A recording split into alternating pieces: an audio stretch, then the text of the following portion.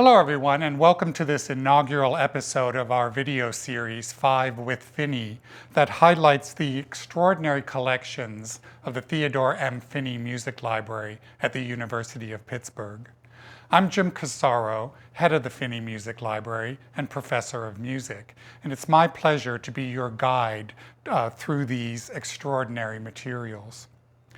With the COVID-19 pandemic, libraries have had to reinvent themselves and reconsider the kinds of services that they can provide in a safe environment. This is similar to when a music scholar, or anyone for that matter, wants to look at a music manuscript that may be in a repository that is not accessible or that they cannot travel to during this time. So the solution to that is the music facsimile. This is also easier so that you don't have to wine and dine the various curators of these repositories just to get them to let you see these manuscripts. So in the early history of producing facsimiles of music manuscripts, the process was just to take a black and white photograph of the pages and then bind them into a volume for sale to libraries and to individuals who might be interested in that source. While these volumes represent the full text of these manuscripts, the presentation is really kind of less than stellar.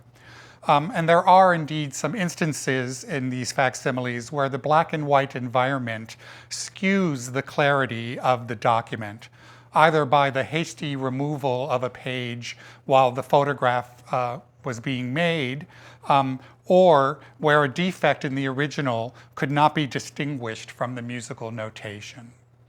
So let me tell you about two black and white sources that I think you will find interesting. The first one is from Wolfenbüttel. It's called W1. It is a manuscript that represents a large corpus of 13th century Notre Dame tradition, transmitting organum and conductus, mainly works by Peretin and Leonin. This source was copied at St. Andrews in Scotland somewhere between 1250 and 1300. And this is a source that has been the bane of every graduate student who's had to take a notation seminar. Just for your information. The second black and white is the Dijon manuscript. This is a rich repository from around 1460 of Burgundian provenance. It contains the chansons of Renaissance composers like Bounois, Achegam, and their contemporaries. And I am convinced that somewhere in this notation, the secret recipe for mustard must be found. So in the recent history of producing facsimiles, we've gone from the black and white environment into the color environment. And this practice has been codified to the present day. So today's facsimiles are an astonishing array of full color reproductions, some of which look exactly like the original that is sitting on some dusty shelf in a repository. So let me take you through a little bit of a European tour of music facsimiles that are held by the Finney Music Library. The first source is the Codex Chantilly.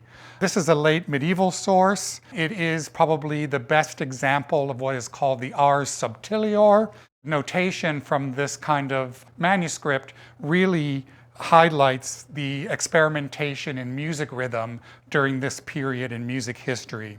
The manuscript dates from around 1350 to the late 1300s, although some of the pieces in this manuscript were copied as late as the 15th century. So from France, we now move into England with the Eton Choir Book. The Eton Choir Book is an important resource that codifies the history of English choral polyphony during the late 15th and early 16th centuries. Had we lost this manuscript, due to warfare, we really would be put in a bad situation to try to reconstruct the history of this repertoire. This manuscript has been in the possession of Eton College since the 1500s. It contains a lot of devotional motets, many of them dedicated to the Virgin Mary. It's an extraordinary manuscript of consummate artistry, whoever the scribe was must have really known the technique for producing something extraordinary. So the Eton Choir book is undoubtedly the queen of early Tudor music manuscripts. So you've seen a few of the extraordinary music manuscript facsimiles that are held by the Finney Music Library. There is a tremendous amount more of them. And in the second part of this episode, we will look at a few more medieval sources, but also take you through a tour of our resources on 18th century and even 20th century music manuscript facsimiles. Hope to see you there. Thank you.